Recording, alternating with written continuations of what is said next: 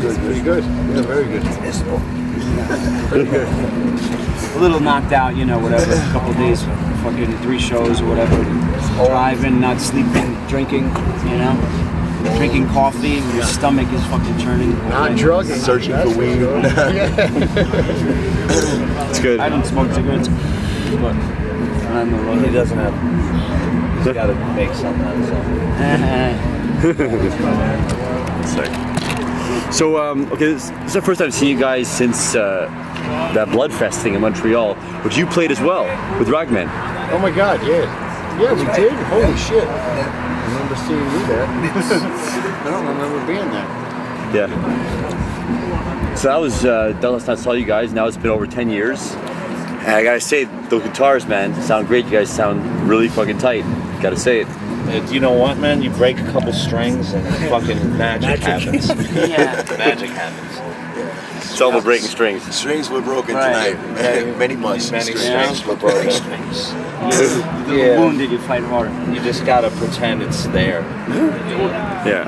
Make it up, like life. Which we have to go back to tomorrow. Yeah. So, this is my new project, Shed My Skin. I talk to people about real things that they go through, the real lives that we all live, most of the time, not when we're hanging out at shows and stuff. So, I guess I'm just wondering is what do your real lives consist of, and how do you guys cope with reality? We come and play hardcore shows to cope with reality. I just drink. I'm not coping very well. No. Stay home with my kids. That's unrealistic, but you know, that's what I've been doing. It's cool. Grind, the daily grind all the time. He had to just What do you do, Matt? Matty had to just come get a job with me. I do whatever it takes, man. I can't talk about what I do. No, I'm just kidding. I mean, none of us can, but you know. Yeah. You do what you gotta do. There's an interview version of our real lives, and I guess real jobs and stuff. Yeah. You know? I've been unemployed for 6 months. I worked for a company for 10 years. You're a father. You know how it is, fucking the economy and everything. Yeah. Oh yeah. Larry's the father. That's his job. Yeah. But you know, of course. Well, It's Mr. Mom. Yeah, I'm losing my marbles. being a parent, it's I mean, I don't know about you guys. I had a broken home growing up. My dad was never around and stuff, so I turned to music to find a little bit of belonging and confidence because I didn't get it from the house. So I mean, now a lot of us came from these weird broken homes. Our dads, some of us are dads, like Larry, for example. What does it take to be a good dad? How do you keep that up? I don't know. Love. Yeah. Love. Yeah, I He's guess. a great. I care for my kids, you know what I mean? Love. This guy too. That's all that matters, with everything fucking going down the toilet in the world. It's just that shit is fucking important. Yeah. Because everything else fucking doesn't make a It's all difference. love, pure love. As long as you got food on the table, roof over your head. Nothing else matters. Healthy, beautiful kids, both of us. And that's all that matters. Keep them healthy, keep them happy. Love them. Love the children. So, Love, that's love. yeah. My brother! Brother. Hey, brother. Up top. So yeah, I mean, you guys are fathers. How do you spend enough time with your kids in such a fucking shitty economy? Because back here, the economy is just as shit, and we're all just, we're all in debt and we're all scraping by. So It's called unemployment. You gotta rob the CVS for Pampers. Actually, Shadracks for toilet paper. Yeah, and towels. Rob the hotel bar down the block for me. and for food, Oh, for food. Rob the food too. No. It's not good. No, it's not like that. They're, Food is cheaper in the they States. eat. Yeah. I think down Well, there. It's kind of They're very expensive. smart. Yeah, McDonald's, $1 menu, Very right? proud of my kids. You want to eat something that costs a fucking $1? They treat it right. DMS, Dollar Menu Squad. Yeah. that's awesome, actually. Yeah. That was it for a while. I like this. One time, first time I seen this, we're out on the road, And Eating pickles at Roy no, Rogers. no, but he bought this. We're all eating shit. Larry's Larry's a very humble guy. He don't like want to ask, hey, oh, dude, can I go? We see him go to the fixings bar. He's got nothing, and he's putting pickles and onions and tomatoes. French fry pack. And that's in a French fry cup, and that's what he ate. The lettuce sandwich. It's good, It's called the shaggy lettuce And we bought him a sandwich. burger. I think fucking I think Subway sells that shit for like $6 now. Man. Yeah. Vegetarian It's the sandwich. best part. It was the best part of it. Larry was the original vegetarian. Well, in the 1990 version. Yeah, right. Well, you're in pretty good shape, Lars. So I don't know, Worked out. more Lack veggies, I of guess. sleep and not eating. Yeah, that'll do it. That's the Hollywood Jap diet, man. Yeah. That's You write a book. People pay a lot of money for that shit. Yeah. New York hardcore diet. yeah. You can start the Larry Subzero diet, man. Yeah, right. Pay a couple TV spots. You have all the Jewish girls paying you $5,000 a pop on PayPal. If he was Richie Scam, he would have thought of that already. Disclaimer: if Richie sees this, it's not for you.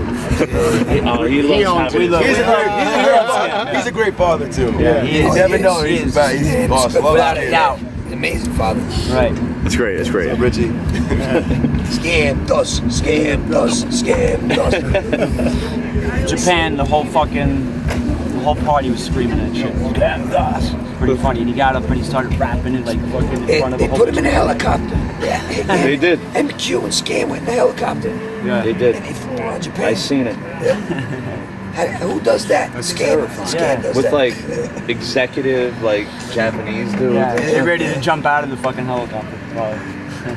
Yeah, a lot of executives committing suicide nowadays. Yeah. A lot of them jumping off, Helicopter bills, right? That's it, yeah. What the fuck was I thinking? That's good. Yeah, I mean, it's funny. This movie came out, Wolf of Wall Street, right? Awesome. Yo, those fucking Quaaludes, see? Lemons. So your thoughts on that movie? I figured you guys would appreciate that movie. I really appreciated that movie. So I mean, not just for the Wall Street factor, but just for the general factor of how he was living in that movie.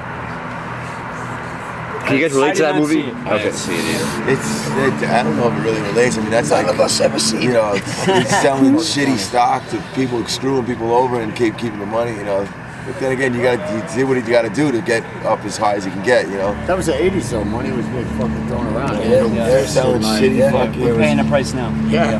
Fuck no. And the same thing's happening now Went too. to jail with Ivan Boesky. Oh yeah? Yeah, he did. Yeah. White collar crime. Yep. Mine caused quite a bit of trouble too. Ponzi scheme, shit like that. Yeah, I guess it was tempting, right? Yeah. Yeah, So I mean, Those Italians. they talk about New York and Wall Street and this and that. I mean, how is New York these days? Since the last 14 years, I mean, my grandmother's from New York City, and my dad met her. My grandpa was a furrier, and he met her on like a trip. My grandma was like a socialite in New York, so they met, came to Montreal, and then mom's family came in from Europe in the 60s, and then they met, and I was born. So I have some roots in New York. I love New York, and it's just upsetting to me how important of a city it is, and how it's treated like shit by the government and by the very economy that operates in the city. Just want to know what your reflections are living in the city with this kind of crap happening. The new mayor is a little better. You know what I mean? I think Yeah, Bloomberg Giuliani. really sold the fucking we city had a out. lot of Bloomberg. Really sold it out. Giuliani killed all the prostitution, drugs, and crime. Yeah, and the art Threw too. 50,000 cops on top of that. Closed all the clubs. Clean up the park. You couldn't even dance in like a There club used to without be getting arrested. helicopters floating over like low buildings on the Lower East Side, like this with spotlights like this, all the streets, clean up the whole dealers and everything. Yeah, he did. Yes. Yeah, it's actually New York's become very sterile. Yeah, It's horrible. Yeah. Yeah, it was like a joke, It's become it's more about the tourists. You know what I mean? They're selling the shit out of New York. So anybody who wants to come have fun. Stay out of the Don't worry, tourist way. it's safe. You can do whatever. You know what I mean? And now it's just infiltrated with tons and tons of people, and not to say all outsiders are bad, but like it's like you get the run of the mill. You know what I mean? And now it's like, as long as it's real heart and culture, It's identity. It's family lost its of identity. people born there and grew up there. Yeah, Now it's it's a they got pushed catch-22. out. You know? Yeah, you can't, like, it seems like, yeah, if you grew up there and everything, you can't, it's not affordable, you can't live there anymore, you gotta, you have to, it's almost like, but it's a catch-22 because it is like the mecca of the world. It's We like, don't. Me and Briggs don't even live there. We live in Jersey yeah, City. we went across the river. Me and Matt live in Brooklyn. Yo, we were in a bar the other night, a bar that we always go to, and went back there. Oh, yeah. We walked in this bar.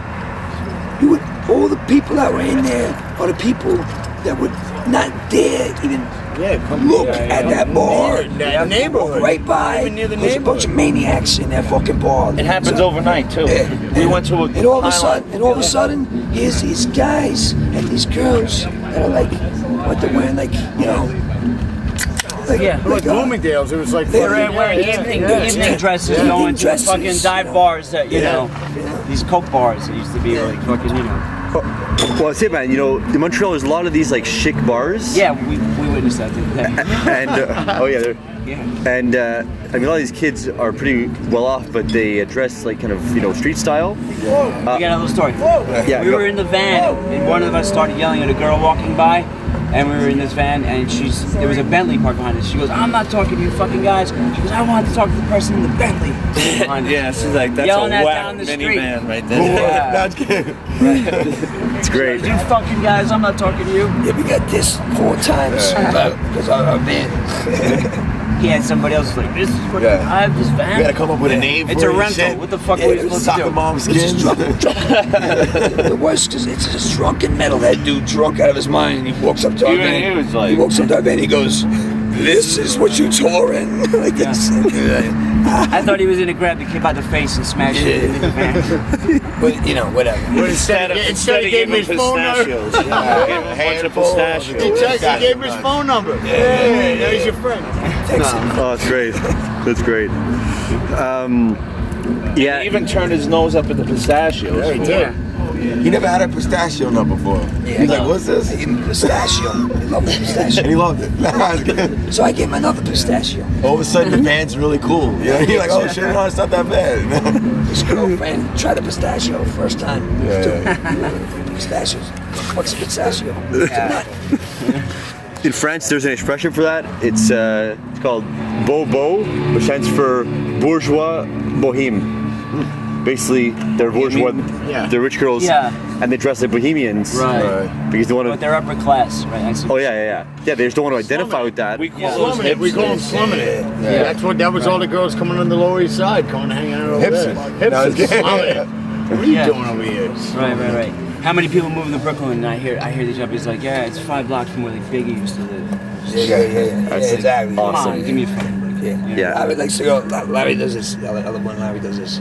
There's like a fucking, fashion girl or dude, whatever, wearing like a Black Flag shirt. Larry go, name one song. Yeah. Name one song. Yeah. And they're like, what? What do you mean? I like them all. Yes, Yeah. Full of She shit. bought bitch. She bought that John Barbados. $60 T-shirt. Exactly. yeah. They put sequins on the 4 black flag bars. Yeah.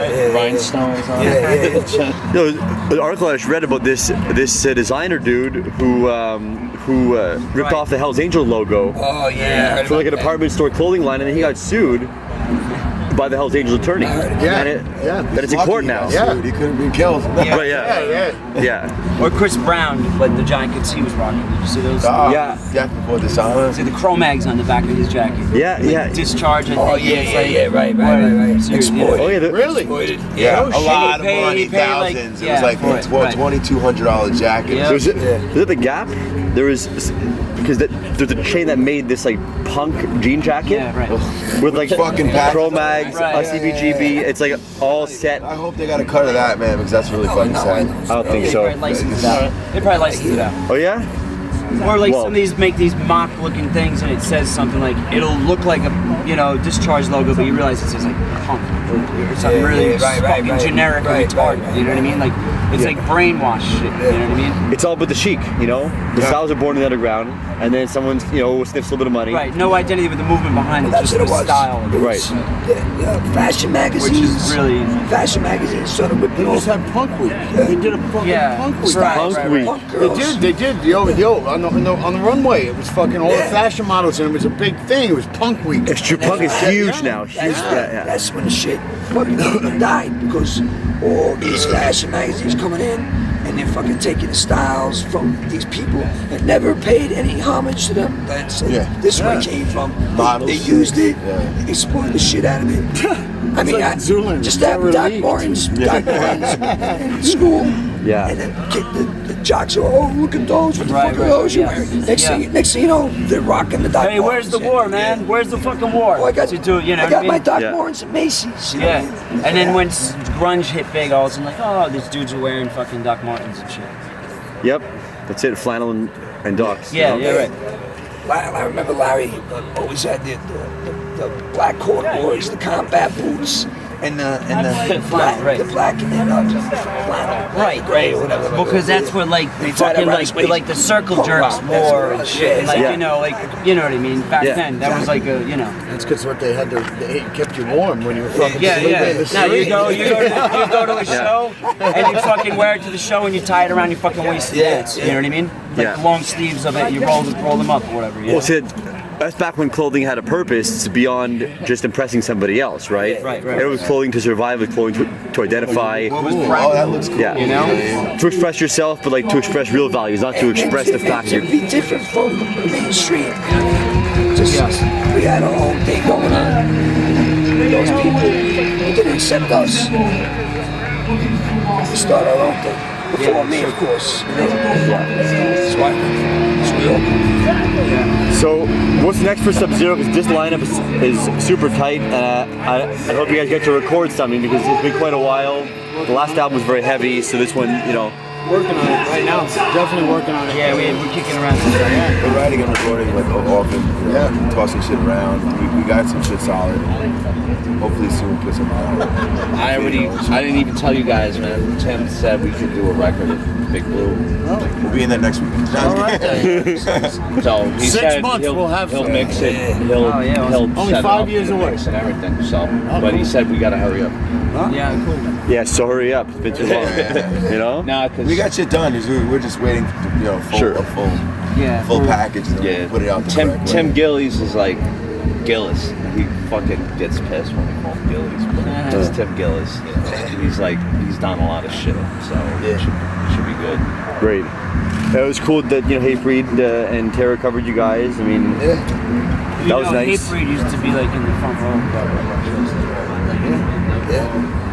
Right, like when we first started out, like the guys in there were saying like one of the first hardcore shows they ever went to was seeing us the last night the Anthrax was open. We opened up for Murphy's Law, and the guitar player Hatebreed told me that he's like, that was my first hardcore show, and I came in and you guys were on the stage. And, It was my first hardcore show. what?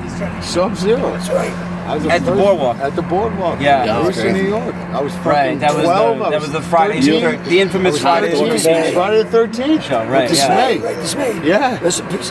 Yeah. I was 13. Friday the 13th. It was 93, 92. Beach Mob. 92. Our old drummer shaved his head when he was at home. Beach Mob. Beach Mob. We shaved him and Todd Thornton, baby. Yeah. Got him drunk. Holy shit. Yo, but I tell you, Hatebreed, Josh, when shit started getting real, these dudes, you open up the band, they had to make the bunk beds, they were on the road to fucking tour and make it happen. They busted their asses. They deserve everything that they had. They more than any band at that level at the time. These motherfuckers did what they had to do, and they earned it. They deserved it. Crazy, relentless. Yeah. Good people too. Yeah. Big time. All of them. And they put your last album out too. Yes. Jamie did. So. 400 years ago. I remember Jamie sent it to me. He's like, "Yo, give me your address. I want to send you and then I reviewed it for Lamb Goat. He was touring a lot with Hatebreed at that point. I was the Perseverance, and he was still working on his label. He was still sending out emails, you know, about your. Hard working motherfucker. Real good. Good dude. Guy was, he was one of the hardest working guys, and you see it all the time. Even back when Josh was 14, he was putting on shows. Yeah, I remember when he that. was like fucking 14, 15 years old, doing the same thing. And, and then I played with Hatebreed from '99 to 2001, and he was right when before Perseverance. We had started writing Perseverance already, and he was still just wheeling and dealing like a maniac. It was unreal. It was crazy. When you think people were like, the band was starting to get big and everything, and he was like, you'd think, you know, we got the tour bus and we're doing these shows with Slipknot and 10,000 people a night. That, there was still time to get drunk and party and wild out, but fucking guy would get up with the worst hangover and a busted TV next to him, and he'd be like, you know, I've seen the guy throw, like, you know, broken shit out of his bunk because he's got to get the paperwork out, and he's got to start working on this and working on this, and like, oh shit, I busted my laptop. Stop, I gotta get this fixed. I gotta do business. Like crazy. And there were managers, and he still had his hands, and it was like, no. Like he was still doing it. You know, it didn't matter. Like back he then, was crazy. When they come back then, bands they worked their fucking asses off. Because there's no internet, nothing like this. Yeah. And That was the thing. I liked it better that way. Yeah, it was because you know now you got a million bands. God bless them all. Do what they're doing. It's easy to find them. You go right on the computer and find them. Back then, if you weren't in Manhattan, if you weren't catch a flight, you weren't at the Boston, shows. you weren't at the show, you wouldn't know. Ask for Mello. Yeah, if you're lucky you got a demo or If there was nobody out there, if there was nobody out there on the street, or nobody driving a half hour to the mall to drop off a flyer, you didn't know or see or hear of anything going on. Exactly. Yeah. If it wasn't for the people and being like, we got to get this out, we got to push it. Yes. And by pushing it, that was getting in your fucking car and standing outside of someplace, going, come check this out, come check this out, come check this out. If you're if you're into this, come check this out. Those bands from back then, they all lasted a good amount of time, as opposed to a lot of people, we ain't working out this week, so we're gonna start another band. That's fine, but I'm saying back then, you had your band and you fucking supported your band, you did what you do, and you fucking played shows, and you fucking do what you had to do. Yeah. And that's what it was. It was a working, we worked for what we had, you know what I mean? And when the shit went down a little bit, the bands that still survived are the ones that fought for it, you know what I mean? Instead of giving up. Because that's what everybody knew. That's what you guys knew. That's what, you know, whatever. Yeah, like, that's you how know, it that's, was. you know, it's like, well, nobody has the option of just starting another fucking band because there might not have been a scene. You know, it was like what these guys created and what everybody started doing, and it's like, all right, just because it's going down doesn't mean, you know, nobody stops. It's just like, you don't even think of like, oh, well, it's starting to suck, because that's just what it was. Yeah. You know? It's like back then the only way we got our name out was going and play a show and, like, you know, making cassettes. You know what I'm saying? Like fucking.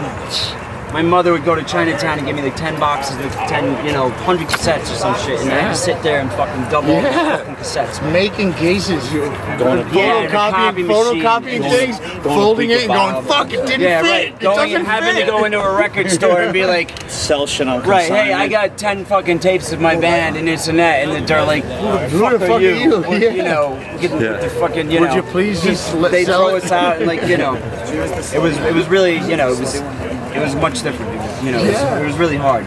Now, I mean, kids just download shit. At the same time, though, like, people, like, would, you know, they'd sort shit out back then. You know what I mean? Where today it's just like so available. Right. That it's It's a click of a button. it's not a big deal anymore. Back in the day, like, you didn't know what people looked like. You didn't, you know, like, it wasn't everybody didn't have videos.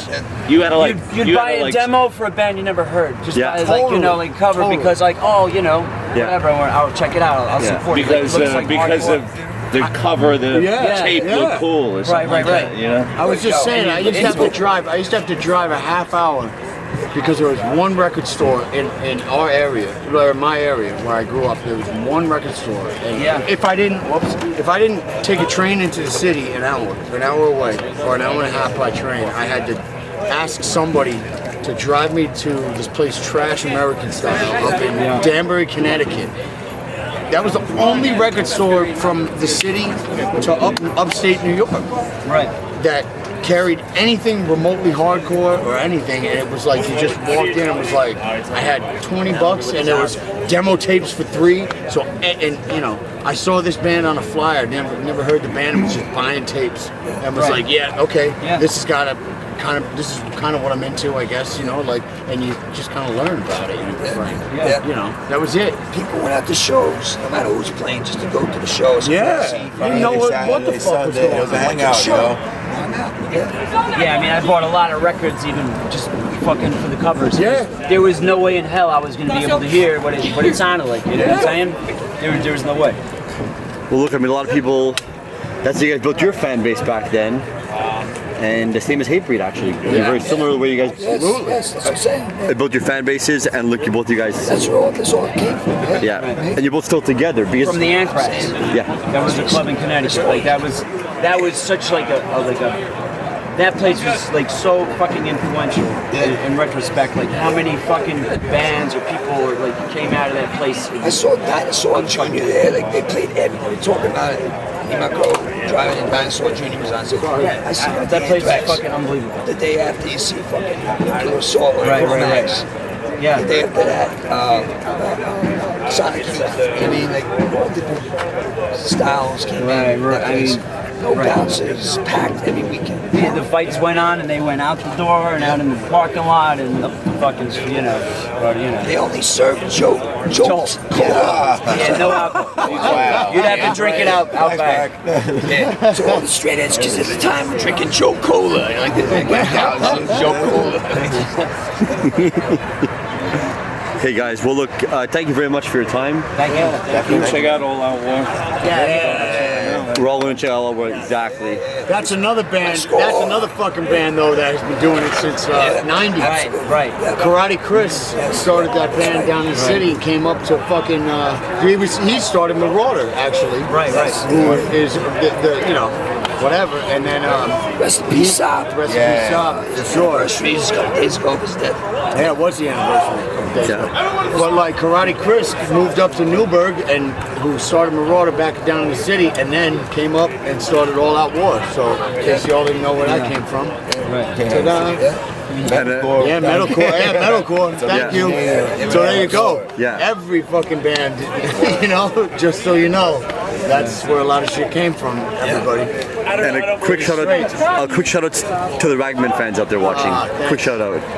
Quick shout out. Well, thank you. I mean, whatever, man. I keep hearing a lot of things. People keep saying, keep bringing that name up, but.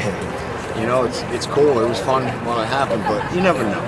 Actually, Raglan reunion. Not Do gonna, it. Not. I never say never, but at this time, not looking too good. Almost there, but not too good. All right, well, guys, travel safe. Get back to the States in one piece. Yes, thank you. And come back to Canada soon, because as you can see, kids dance to you. Kids like you guys a lot. So thanks We again like for your Canada a lot. time. Hopefully we get in again, but this time we Yeah. They kind of said you can't come back. So we'll see. Yeah, we're not allowed back. Well, in that case, I'll see you guys in the States. I'm going to travel down and catch you guys in the States. Yeah. I'm sorry. I lost my voice. Otherwise, Oh, yeah. Can we get an apology for, please, Luke? Can we get an official apology from you? I apologize. I lost my voice. Oh, no. Over here, Brandon. Yeah. Hey, and he's a good friend. He's in 700 bands right here. He's been around forever, too. Yeah. All right. His impression of me on stage. Hey, you got the genres over here, and you got the genres over here, the genres here. You got all the genres all together.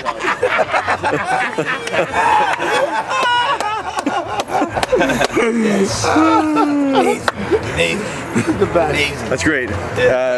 Brendan, Borrowed Time. Borrowed Time. Borrowed Time, Rochester, New York, hardcore.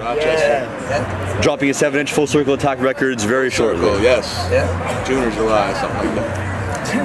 Gobble guest vocals. Coming from down Danny Johnson from Gospel. You got records here, you got records there, you got records everywhere, and you got this big record.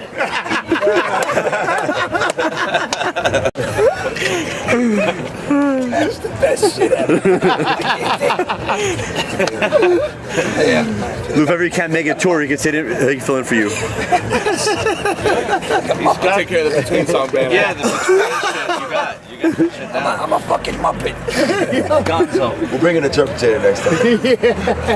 That's this guy here. That's the best shit I ever heard in my life. I'm dying. Okay, on that note, Thank you. thank you, boys. On that note, thank you so much for your time. You guys are fucking awesome. Thanks, guys.